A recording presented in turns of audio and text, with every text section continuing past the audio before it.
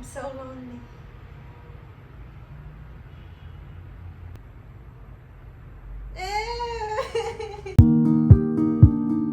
Hello, our fellow aliens. Welcome back to Belonging Abroad, a series of conversations about how to create our own lives on a foreign land. And we're your host, Jill. And Winnie. Yay! So in today's video, we are going to talk about one of the most helpful ways to cure loneliness, friendship. And we're going to talk about how to cultivate friendship that make us feel connected, understood without losing ourselves while living abroad. A very important topic in my opinion. Mhm. Yeah. Has your perception towards friendship changed once you move abroad? Yes, I do. Yeah, because when I was in my home country, friendship feels natural. It comes easy because I made those friends while from school growing up. But it's different from moving to a new country. I feel there are so many differences, there are so many challenges in like language barrier, cultural differences, and just a whole different upbringing. Yeah, so I find I need to make extra effort into making new connections and maintain those connections by keep bringing values to the friendship. Right. I think it's very important. Yeah, I really like you mentioned about like putting more effort and like bringing values. But let's say for someone who just moved to a new country, it's still very unnerving making new friends, knowing no one. So how do you even find people to begin with? For my case, it was still my roommate, but it was still my decision to go to the events they invite me to hang out. And here's the thing, 2 years ago, I was so self-conscious while making new friends. I was worried they will judge my accent, judge my English, or even judge my culture. I remember there are many times when I went to a party or a social occasion, I feel so overwhelmed, I just went to bathroom and cry. Yeah, because I just have so much worry about how people will think of me. But then I realized instead of putting those like overthinking hats around me, I should just put the interest in people, be genuinely curious about other people and be interested in knowing them. Then actually friendship comes easy and natural. Oh wow. Yeah. Thank you for being so vulnerable for sharing that. I think it's really important. I had the same issue when I feel like before I put way too much pressure on myself to present good to people instead of like shifting my perspective towards other people when I interact with them, and it actually feel way better. Let's talk about how do you find a way to balance your effort when you put into a friendship? That's a good question. I think first of all, when you put efforts into making a new friend, ask yourself, do you do it because you simply want to get to know this person and really appreciate them, or you do it because you want their validation, you want their approval and their connection? Yeah, sometimes if you find the effort doesn't reciprocate or they're actually taking advantage of you, and you will know, your gut will know it's a toxic friendship. Yeah, I think it's actually a really good point. It reminds me of something I have heard of recently, which is whenever we feel like we're putting way more effort into a friendship, meaning like being a better friend, it's a good time for us to question the dynamic of this relationship or this friendship. So I did that exercise with my therapist before, when we create the things that I can control and the thing that is not within my control boxes. So what I do as a good friend is just to concentrate on what makes me a good friend, which is like the actions that I can take. But I would not take any action to interfere with other people's decision, which is like all out of my control. Yeah. And another thing I want to bring up is like boundaries in friendship as well. What do you think about those? Well, boundaries exist in all forms of relationship, not just friendship. Yeah, I feel the foundation is to be honest with self first.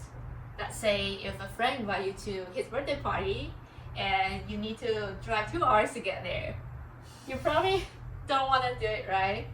But do you find yourself hard to say no because you are afraid he's gonna get mad or he's gonna unfriend you? Yeah. If you find it hard to say no because of all these reasons, then it means you are not setting boundaries. It means you are not respecting yourself and your own time. when you don't respect yourself, how are you gonna expect people to respect you? And by the way, a real friend, they will respect your boundaries for sure. I totally agree with that. Yeah. Like, I would not drive 2 hours these days. That's like way too much gas for me to pay for. And I think our peace and energy is also very sacred. So yeah, we should preserve them. Yeah. Yeah. So how about you?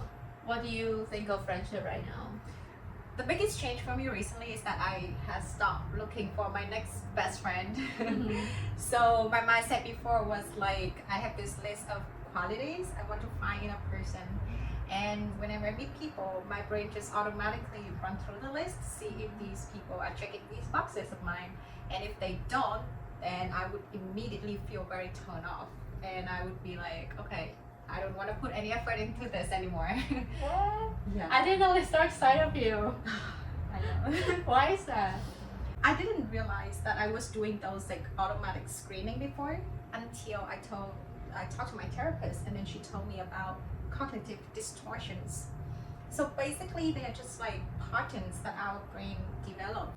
So like whenever we have like repeated situation in our lives, it will just save time and energy in processing those. My patterns in terms of thinking about friendship is very clouded by at least two things: over generalizations and black and white thinking. Yeah. So that's how I spot those. I never heard of that. Cognitive distortion. Yeah. We'll put links in the description box below for anyone who wants to know more about it. Yeah. So you just stopped looking for a new best friend now? I think so. Yeah. Basically, I gave up. And I also did some reflection in terms of like these criteria. I was thinking about like, why did I have these? And then I realized they're just like those standards that I myself want to become or like to have. So instead of me leaving it on my own timeline, I actually wanted everyone around me to become the same person, like to go into the same direction that I was going, which I acknowledge now it's super hypocritic and ridiculous.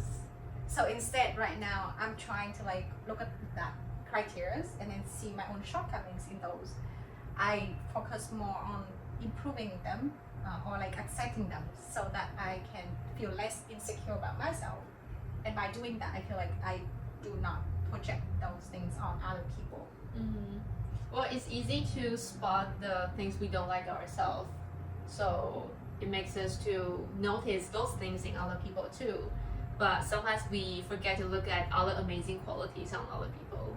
Yeah, and I also, the biggest takeaway for me and for anyone who's actually interested in making more new friends is, I think it's very important to become our own best friend first.